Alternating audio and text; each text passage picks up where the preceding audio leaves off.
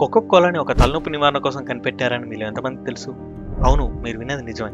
1886లో అమెరికాలోని అట్లాంటాలోని జార్జియా ప్రాంతానికి చెందిన లోకల్ ఫార్మసిస్ట్ అయిన డాక్టర్ జాన్ స్టిత్ పెంబర్టన్ తలనొప్పి నివారణ కోసం ఒక సిరప్ కనిపెట్టాలని నిర్ణయించుకొని కోకా ప్లాంట్ నుండి coca leaves and cola tree నుండి వచ్చే కోలా నట్స్ ప్లస్ కార్బోనేటెడ్ వాటర్స్తో ఎక్స్పెరిమెంట్ స్టార్ట్ చేసి ఎన్నో అటెంప్ట్స్లో ఫెయిల్ అయ్యి చివరికి ఒక పుడకలతో నిండిన సోడా డ్రింక్ని తయారు చేశాడు. అది ఆరోగ్యాన్ని నివారించడంలే కాదు, టేస్ట్లోనూ ఆహా అనిపించుకుంది.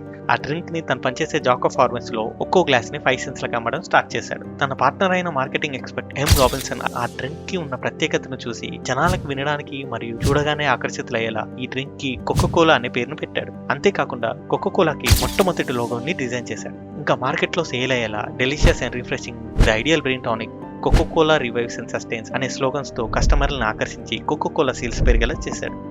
అంతా సజావుగా సాగుతున్న సమయంలో ఇది కనిపెట్టిన పెంబర్టన్ 2 ఏళ్లకి అంటే 1888లో అనారోగ్యంతో చనిపోయాడు. దాంతో పెద్ద బిజినెస్ మ్యాన్ అండ్ పార్ట్నర్ అయిన ఆసా క్యాండ్లర్ కోకో కోలాని తీసుకొని కోకో కోలాకి ఉన్న పొటెన్షియల్ ఏంటో తెలుసుకొని మార్కెటింగ్ క్యాంపెయిన్స్ని కండక్ట్ చేశాడు.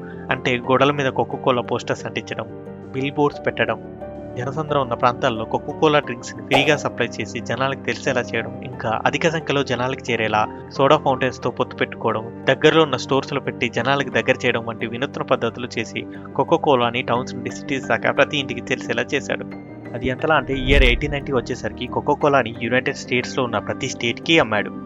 అంతేకాకుండా వరల్డ్ వార్ 1 టైంలో సోల్జర్స్కి ఈ డ్రింక్ సప్లై చేసి ప్రపంచవ్యాప్తంగా గుర్తింపు తెచ్చుకుంది. ఇలా కోకో కోలా సేల్స్ పెరుగుతూ అంచెలంచెలుగా ఎదుగుతున్న సమయంలో యునైటెడ్ స్టేట్స్ 1920 జనవరిలో 18th amendment to the US prohibition of manufacture, sale and transportation of alcoholic beverages అనే యాక్ట్ ప్రవేశపెట్టి అన్ని డ్రింక్స్ని 1920 నుండి 1930 వరకు ప్రొహిబిట్ చేసింది. ఇందులో కోకో కోలా తయారు చేసే కోకా అనే లీఫ్లో మైన్యూర్ పార్ట్ ఆఫ్ కొకైన్ ఉందని తెలియడంతో కోకో కోలాని కూడా ప్రొహిబిట్ చేశారు.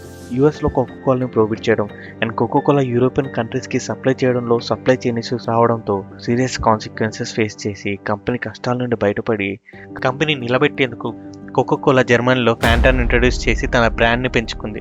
ఇదే సమయంలో టెలివిజన్ ఇండస్ట్రీ ఎదుగుతుండడంతో ప్రొహిబిషన్ పీరియడ్ తర్వాత కోకో కోలా తన్ని తాను family and friendly non alcoholic బీవరేజ్తో ఫార్ములా మార్చి రీఇన్వెంట్ చేసుకొని టెలివిజన్లో క్లాసిక్ యాడ్స్తో దూసుకుపోయింది.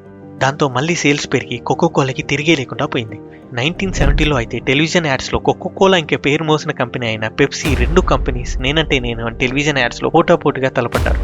ఆ తర్వాత 1983లో షుగర్స్ని తగ్గిస్తూ డైట్ కోకా, కెఫేని తగ్గిస్తూ కోకో కోలా ఫ్రీ కోకే అనే వర్షన్స్తో వచ్చి కస్టమర్స్కి వెరైటీ ఆఫ్ డ్రింక్ని పరిచయం చేసింది. ఆ తర్వాత 1985లో కాంపిటీషన్లో నిలబడేందుకు కోకో కోలా న్యూ కోక్ అనే న్యూ వర్షన్గా వచ్చింది. ఈ డ్రింక్ మార్కెట్లోకి వెళ్ళిన కొన్ని నెలల్లోనే కోకో కోలా కంపెనీకి షాక్నిచ్చింది. కస్టమర్స్ నుండి నెగిటివ్ ఫీడ్బ్యాక్ రావడం, సేల్స్ పడిపోవడంతో కస్టమర్స్ పాత కోకో కోలా డ్రింక్ని కోరుకోవడంతో కోకో కోలా వెంటనే పాత ఫార్ములాకి వచ్చి కోకో కోలా క్లాసిక్ కాంపిటీషన్